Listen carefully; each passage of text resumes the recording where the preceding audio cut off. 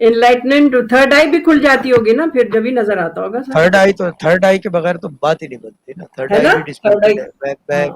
हाँ, थर्ड आई भी डिस्प्यूटेड है. मैं कहता हूँ कि भाई मुझे दिखा दो वो थर्ड आई अगर है किसी के पास. ठीक. नहीं वो योगा मेरा में मेरा बताते हो ना.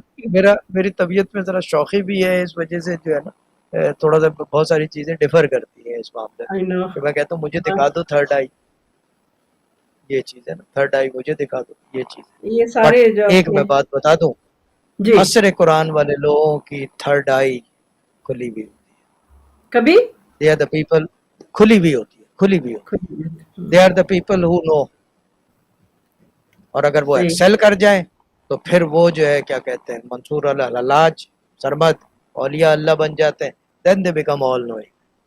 देखिए it's all the matter of, it's all, everything is about knowing.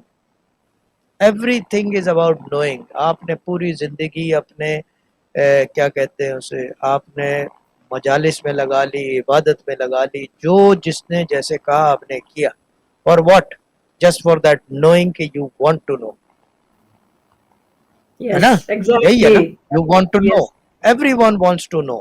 But वो चीज़ एग्जैक्टली, ये कि असर कुरान वाले लोग जो पढ़ने पढ़ाने वाले घराने थे, जो पुराने, यानी कि हम टॉकिंग अबाउट जो आज से 100 साल पहले, अब तो सब खत्म ही हो गए, गायब हो गए. चीज़ ये कि ये लोग थे all knowing. They had seen something and they believed in it. और मैं वाले साहब की बात करूंगा कि वो कहते थे कि मेरे लिए इतना ही काफ़ी है कि कोई देख रहा है और कोई सुन रहा है. इस बात का उनको यकीन, जिस चीज़ का हमें यकीन नहीं है अनफॉर्चुनेटली.